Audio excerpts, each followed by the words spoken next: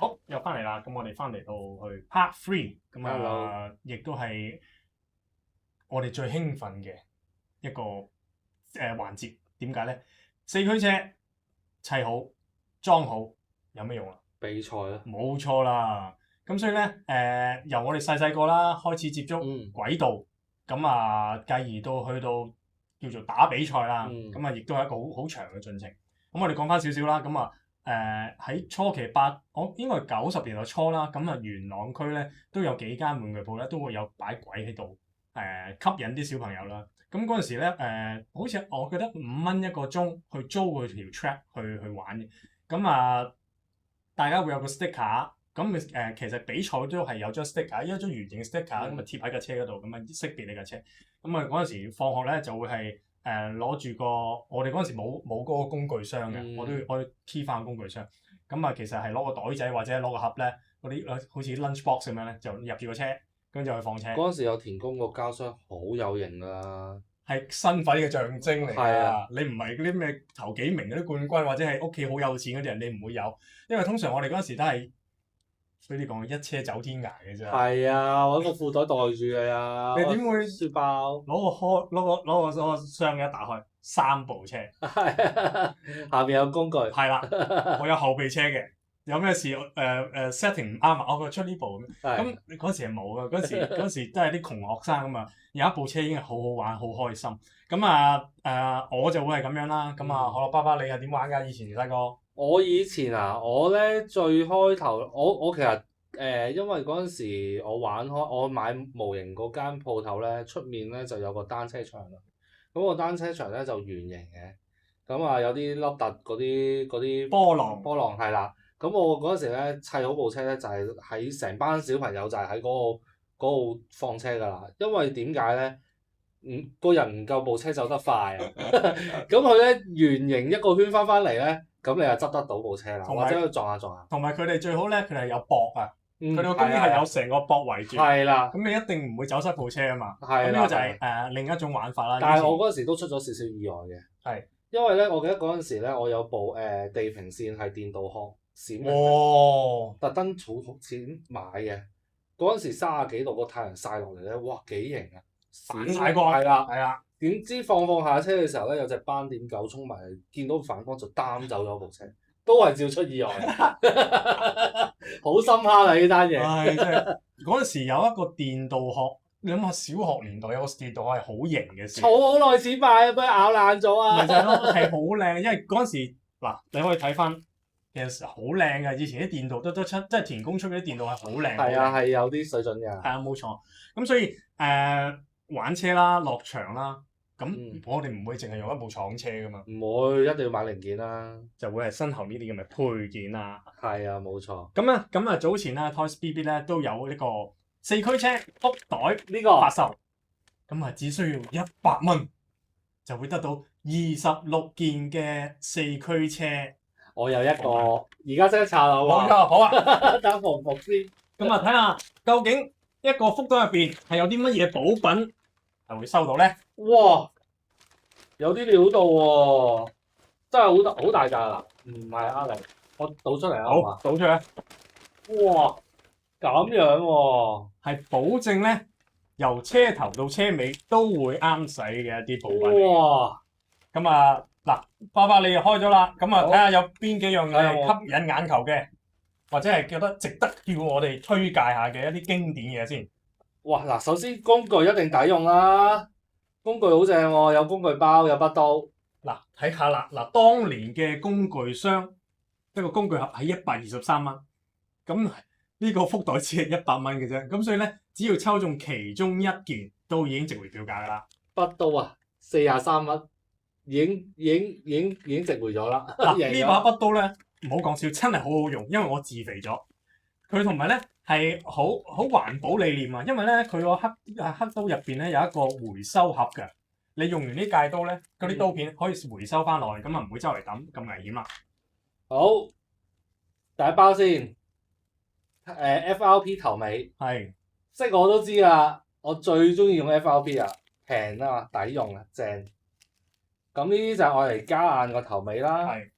咁然之後咧，呢兩個又幾多正嘢咯喎！呢個係FM 同埋 SFM 嗰個齒輪蓋，因為咧原裝車咧係冇呢個齒輪比例㗎。咁咧係要買呢一個齒輪比特別快嘅。我想問下其實每一盒都有2套嘅齒輪㗎嘛？一套至2套啦。咁其實嗰個係咪 standard？每一盒都係嗰個比例啊？嗰個田工咧就跟翻佢後期咧就修正咗，就即係大嘅輪徑嘅轆咧，佢就跟一啲咧慢啲嘅齒比嘅齒比俾你，然之後一啲細徑嘅轆咧，佢就跟一啲快嘅齒比俾你咯。明白。咁嗰陣時如果你想部車又因為個轆大啲，就自然行得快啲啊嘛。你又想佢又快，然之後又唔想要啲慢嘅齒比，你要另外買齒。一定啦。然之後咧呢兩款底盤咧，嗰陣時係直情係冇㗎，即係佢跟嗰兩款跟嗰啲齒輪比咧都做唔到嗰個速度嘅。咁就呢一隻啦，就出咗隻係特別快嘅3.5:1。而家嗰啲新款車都係用跟緊呢一個比例嘅。咁呢兩款係正嘢嚟㗎，啱用。好，仲有咧就係摩打散熱啦，摩打齒啦，杜輪啦，哇！杜輪啦，好多杜輪啦，啤領啦，哇！呢隻正嘢嚟喎，都係9mm喎。而家呢啲好罕有正嘢。同埋以前好中意加嘅圓啊。係啊，圓而家都仲用緊㗎，同埋啲橡筋啦。顏色橡筋，哇！可以睇翻咧，當年啲價錢。呢個係80、90年代嘅價錢嚟㗎。你諗下7個幾，當年一個午餐都係11、2蚊嘅咋。咁所以咧，我哋嗰陣時咧，我就慘啲嘅，我每一次都要捱餓嘅。點解啊？冇午餐就有玩具玩咯。我哋攞嗰啲 lunch money 就係為咗去買呢啲嘢㗎啦。我都係㗎，即係朝頭早陪阿媽去飲茶就早啲食定先，然之後其他阿姨嚟咧，要你個位要褪出嚟咧，就我肚餓啊咁樣，然之後問佢攞少少錢，其實就儲埋嚟買呢啲。所以嗰陣時我哋小學時係千方百計去諗呢啲就係拗着數嘅。係啊，去拗呢啲咁嘅送頭送尾錢，咁啊就係為咗買呢啲咁嘅補品啊。仲有好多喎，哇！彈頭尾啦，係啦。海綿胎嘅拎啦，哇！呢套好嘢喎，好靚㗎呢套合金電導式嘅鋼線胎啊，胎拎啊。哇！620啤領，呢個經典呢個真係當年我都有買嘅。嗰陣時要快咧就要靠呢隻。冇錯。同埋啲偷輕嗰啲啦，嗰陣時要靚仔咧，好中意將部車我偷輕咧就填翻啲網落去啦。係啦，冇錯。咁咧，我呢邊咧都有其他色嘅，綠色啊、紫色、藍色同埋黑色嘅。係啦，我仲有兩隻。耶！跟住有貼紙啦。哇！貼紙其實真係黐線，我都唔知原來出咗咁多款嘅。好型啊！好靚㗎，但係嗰時真係唔識㗎，唔識去改呢啲嘢，所以係嘥咗啊嗰個年代。咁另外仲有個呢啲又係達官貴人零件盒啊！達官貴人先有。零件盒啊！咁你可以裝零件啦。另外之前有福袋咧，就有摩打盒。好可惜你今次唔中，但係你已經中咗好多好嘢。正嘢啊，係啊。好，咁改好部車，咁梗係要去比賽啦。咁比賽係點比賽啊？我哋可以講解下啦，爸爸。好啊。比賽咧，嗱咁就喺我冇記錯咧，其實就喺2010年前後啦，咁就開始咧。田工咧就搞翻一啲世界賽，係咁香港出過個世界3喎，即係全世界嘅冠軍級嘅選手一齊去比賽啦。好似係2014年啊。係啊，13年上唔記咗。咁佢攞咗全世界嘅第3名。係冇錯。係啊，係香港嘅最好成績啦咁樣。咁你會見到咧，其實點樣玩法嘅咧，就係每年咧香港都會有一啲選手權。咁佢喺個嘅比賽啦，選拔賽，咁喺嗰啲比賽入邊咧，你只要贏咗咧，咁你就可以成為香港隊。咁我想問下，其實頭5位啊，提3位定係頭1先可以㗎？通常都係要冠軍先可以。哦，明白。係啊。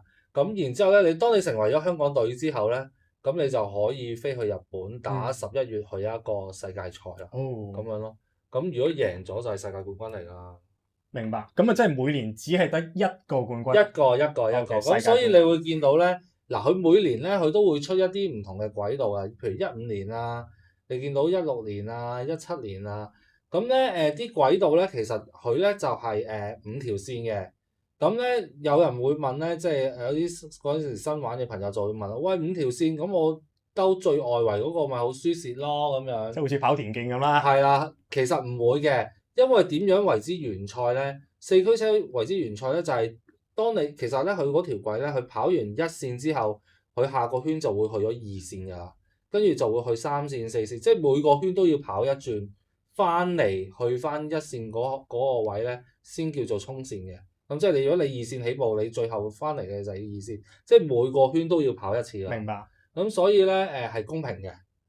咁我想問下，咁其實每年啦，佢哋有個 track，即係好似你而家張相2025年，咁我哋會幾時會知道嚟緊嗰條 track 係點樣嘅？即係我哋要去準備，有冇啲準備嘅？即係佢哋會唔會話俾你聽？定係會去我哋去個比賽之前，佢先好似四驅小子咁，先打開個幕。哦，原來呢條賽道係咁樣。佢咧佢都會早少少講嘅，咁同埋都係因為佢除咗世界賽嗰條軌之外咧，佢仲有啲春季賽啊、夏季賽啊，或者即係有唔同地方嘅，譬如好似靜岡啊、東京啊嗰啲咁樣嘅比賽咧，你都睇到大概嗰年嗰條軌係會點樣嘅。明白。係啦，咁樣。不過世界賽嗰條就佢就另外再出啦，咁樣咁，所以其實都係即係車手就要考驗車手佢嗰個職場應對啊，同埋考驗嗰個車手佢對自己部車有幾咁熟悉啊，佢嗰個策略啊，佢想唔想搏嗰條軌啊咁樣咯。咁其實嗱，好似 Japan Cup 啦，或者係普遍嘅四驅車比賽，咁係最快嗰個完成咗就贏啦，定係鬥咩嘅咧？其實嗱，其實咁樣嘅就係好似你所講啦，最快完成咗一個大圈，即係五條線行晒啦，而又冇炒到車嗰個咧，就係冠軍㗎啦。咁當然啦，都要牽涉到一啲四驅車嘅規例嘅，咁陣間會再講到啦。咁但係咧，其實咧佢就只要你最快行晒成個大圈，咁你就贏㗎啦。咁然之後，但係如果你唔可以炒嘅喎，即係你可能跳咗個隔離線啊，或者係炒車，或者係倒轉跑翻轉頭咧，呢啲全部都當係disqualify。哦，明白。好啦，咁啊，去到一個最緊要嘅啦，點樣去入門嘅規格啊？比賽規格咁有咩咧？嗱，其實咧田宮咧或者咁樣講啦，而家四驅車咧其實係玩緊幾條例嘅。咁先講一條咧就係公開賽嘅例子啦。攞架車嚟做示範先。好啊，嗱，一人一架。好。咁樣咧公開賽嘅車咧嗱，其實咧就係你會見到有一啲好籠統嘅例嘅，佢會話俾你聽個轆限制咗你唔可以大細幾多啊，跟住然之後咧就話嗰個車闊啊、長啊唔可以有幾多啊，唔可以高過幾高啊，然之後咧個離地咧要最少要幾多啊咁樣。咁呢啲就係公開賽，佢相對咧嗰條例咧係相對寬鬆嘅，咁部車亦都係任你點樣改。你會見到咧，而家我哋手揸住呢兩部咧就係一部公開組嘅車。頭先講嗰個好長名嗰個系統咧，你見到而家部車都有啦，你嗰部都得嘅。係啦。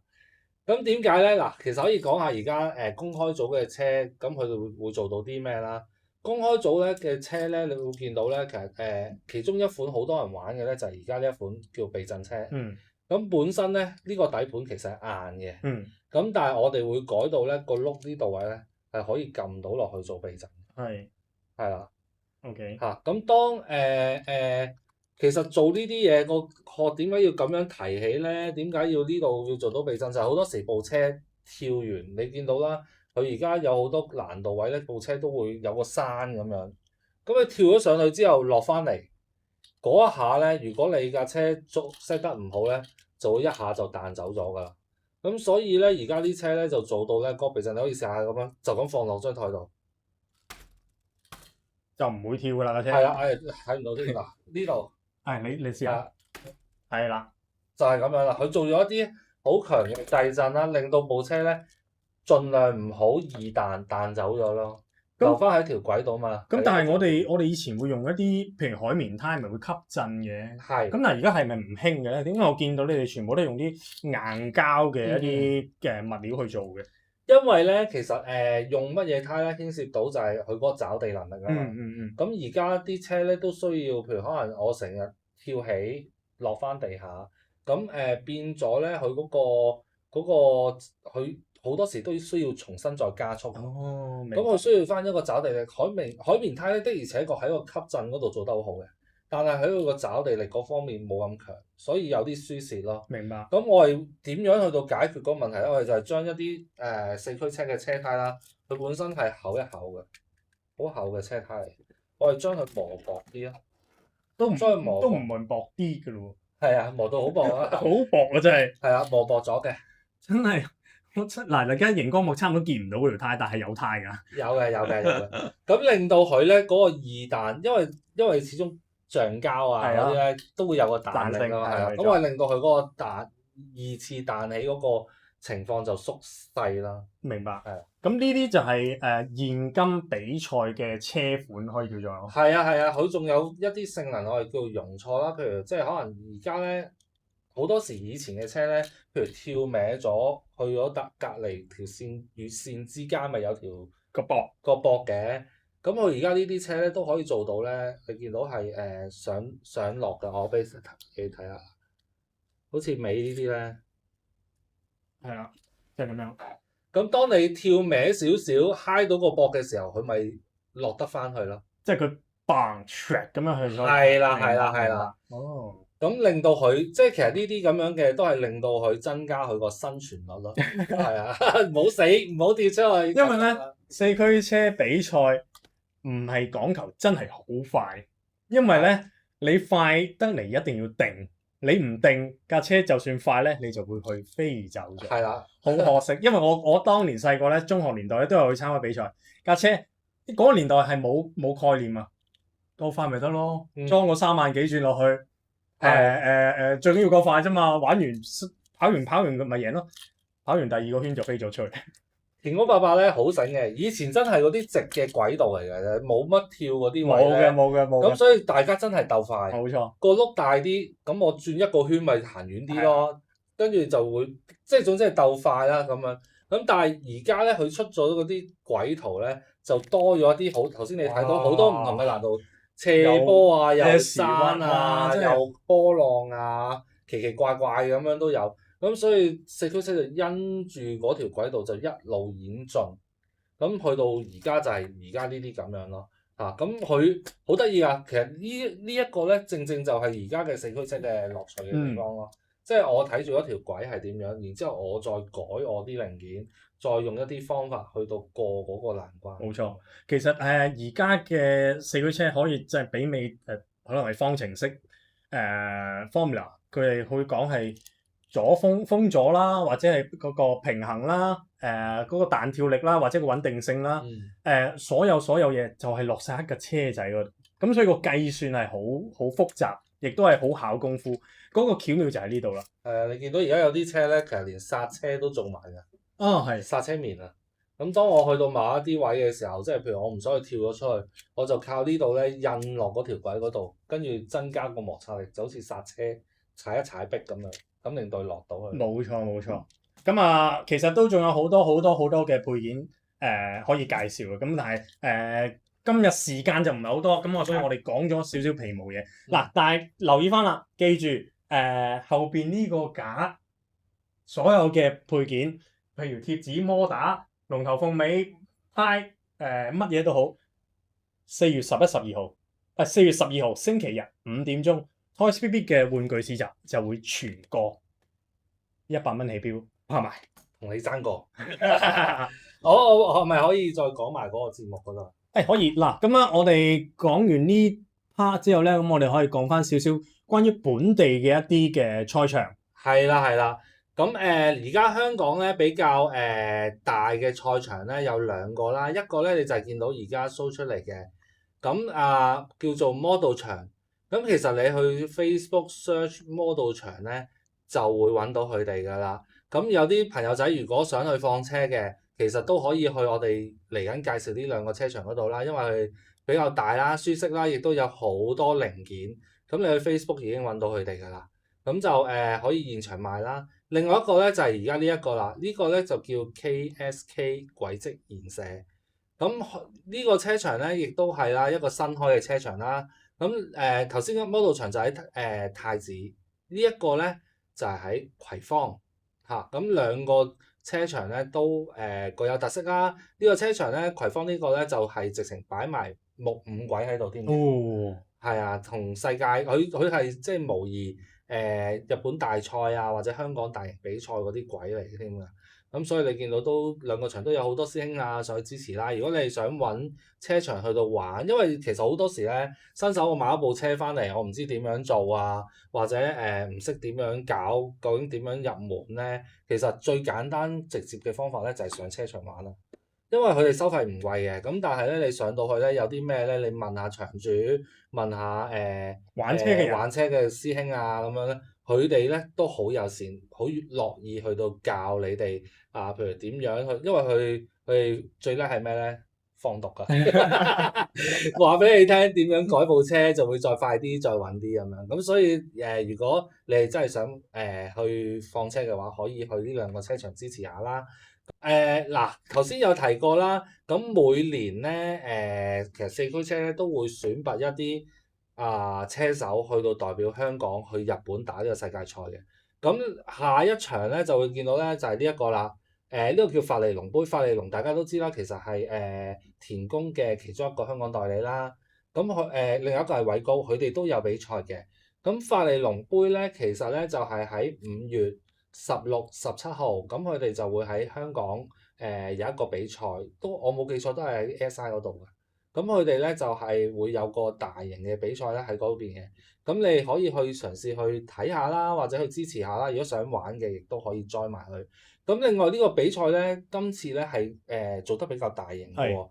點解咧？因為佢邀請咗好多其他國家嘅車手，一啲即係可能係領先嘅，譬如可能高手啦，高手雲集嘅，菲律賓啊、日本啊、台灣啊、泰國啊咁樣都會韓國啊都有邀請佢哋嚟呢一個比賽去到玩嘅。咁再另外咧。佢就再邀請咗有一個日本好出名嘅車手啦，就係下一張啦。呢個咧就係我哋叫 Shuji 啊。咁佢係乜水咧？咁如果你譬如可能熟四驅車嘅，一定識佢㗎啦。點解咁講咧？其實咧每次日本嘅比賽贏咗咧，咁佢哋就會入一個 group 叫做 Champion Class。哇！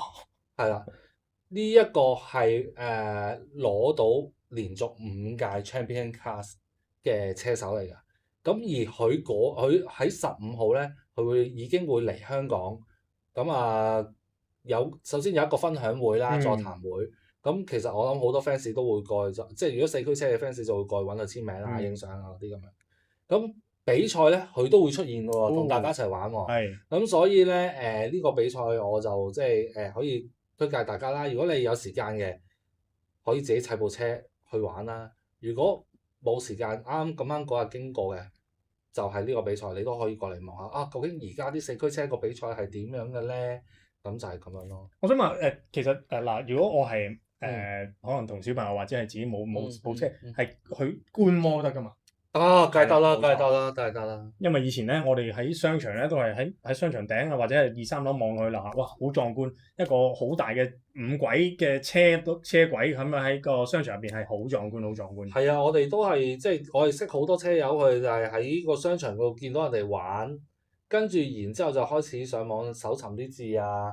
去買部車啊，上車場玩下，跟住然之後去比賽，贏埋冠軍。冇錯，咁樣都有嘅。咁因為其實我哋可能係去到一個年紀啦，咁啊有家庭嘅嘅一個男人啦，咁啊有小朋友啦，咁其實都係一種好嘅親子活動。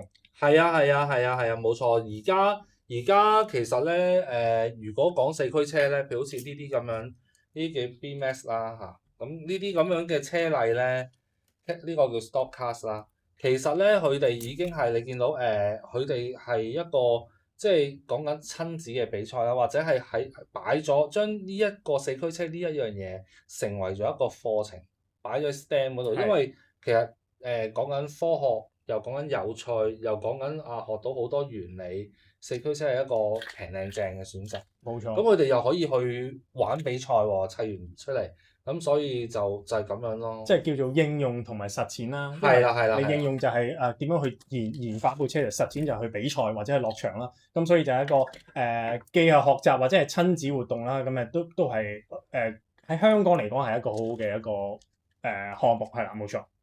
係啦。